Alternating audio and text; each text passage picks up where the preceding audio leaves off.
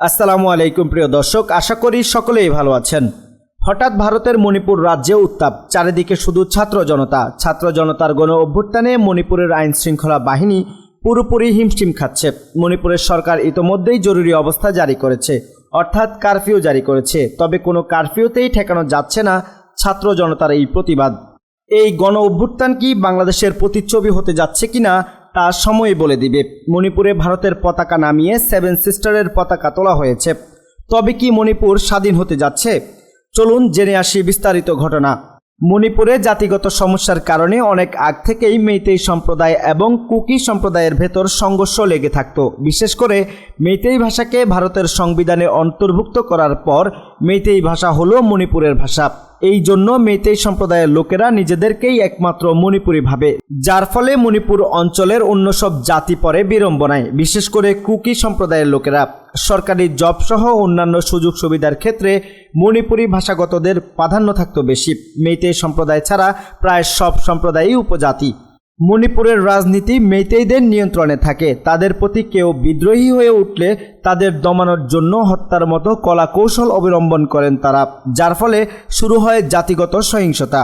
1 September থেকে মণিপুরের এই জাতিগত সহিংসতা ও বিক্ষোভমূলক কর্মসূচি সহ বিভিন্ন ঘটনায় অন্তত 11 জন নিহত হওয়া ছাড়াও এছাড়া আহত হয়েছে অসংখ্য জনগণ। মণিপুরের নেজাহোং, লুংডিম ও লিমখোলাল মেটে হত্যাকাণ্ডের জন্য দায়ী করা হচ্ছে মেইতেই গোষ্ঠীকে। মণিপুর হয়ে উঠেছে জননিরাপত্তাহীন অঞ্চল। মণিপুর রাজ্যের নিরাপত্তার ব্যবস্থায় আমূল পরিবর্তনের দাবিতে রাজধানীর ইম্ফলের রাস্তায় নেমেছে হাজার হাজার শিক্ষার্থী। মুখে তাদের প্রতিবাদের স্লোগান, চোখে তাদের আন্দোলনের আগুন। যে আগুন সামাল দিতেই নাজেহাল নিরাপত্তা বাহিনীর সদস্যরা। লাগাতার ছোড়া হচ্ছে টিয়ারশেল, চলছে লাঠিচার্জ, তবুও থামানো যাচ্ছে না মণিপুরের তরুণ তুর্কিদের। এ যেন বাংলাদেশের 2024-এর ছাত্র জনতার গণ অভ্যুত্থানের প্রতিচ্ছবি। শিক্ষার্থীদের এই বিক্ষোভ তীব্র আকার ধারণ করেছে। ক্ষুব্ধ শিক্ষার্থীরা রাজভবন ও থৈবালের জেলা প্রশাসকের কার্যালয়ে হামলা চালিয়েছে। সামাজিক মাধ্যমে ভাইরাল হওয়া এক ভিডিওতে পুলিশের গাড়ি লক্ষ্য করে ছাত্রদের ধাওয়া দিতে দেখা যায়। আরেকটি ভিডিওতে দেখা যায় ভারতের পতাকা নামিয়ে সেখানে উড়ানো হচ্ছে 7 সিস্টারের পতাকা, যা ইঙ্গিত দিচ্ছে বড় কোনো পরিবর্তনের। আন্দোলনরত শিক্ষার্থীদের দাবি, রাজ্যের বর্তমান নিরাপত্তা উপদেষ্টাকে অপসারণ ও মণিপুরে শান্তি ফেরাতে রাজ্য সরকারের হাতে সর্বোচ্চ ক্ষমতা দিতে হবে। এই দাবিতে ছাত্রদের পাশাপাশি রাস্তায় নেমে আন্দোলনে সামিল হচ্ছেন সাধারণ জনগণও। শুধু তাই নয়, মশাল হাতে রাস্তায় নেমে আসেন হাজার হাজার নারী ও পুরুষ। এই জন্য গণ অভ্যুত্থান। মণিপুরে গত কয়েকদিন দফায় দফায় গুলি বিনিময়, বোমা বিস্ফোরণ ও ড্রোন ও ক্ষেপণাস্ত্র দিয়ে হামলা ও বেসামরিক নাগরিকের মৃত্যু নতুন সংকটের জন্ম দিয়েছে। এছাড়া মণিপুর রাইফেলসের 2টি ব্যাটালিয়নের অস্ত্রাগার থেকে অস্ত্রশস্ত্র লুটের চেষ্টা সহ একাধিক ঘটনাকে কেন্দ্র করে পুরো রাজ্যে এক উদ্বেগজনক পরিস্থিতি তৈরি হয়েছে। এমন পরিস্থিতি সামাল দেওয়ার জন্য গত মঙ্গলবার বেলা 11টা থেকে রাজ্যের 3 জেলায় কারফিউ জারি করা হয়। পাশাপাশি 15 সেপ্টেম্বর পর্যন্ত গোটা রাজ্যের ইন্টারনেটের পরিষেবাও বন্ধ করে দিয়েছে সরকার।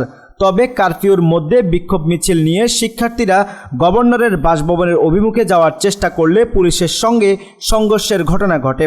সংঘর্ষে এখনও পর্যন্ত প্রায় 60 জন শিক্ষার্থী আহত হয়।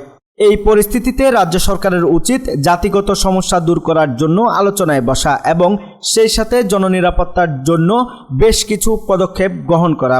আর না হয় অভ্যুত্থানের জেরে ক্ষমতা থেকে হটে যেতে বেশি দূরে নয়। প্রতিবাদী ছাত্র জনতাকে আঘাত করে বেশি দিন ক্ষমতায় থাকা যায় না, তার জ্বলন্ত উদাহরণ বাংলাদেশ।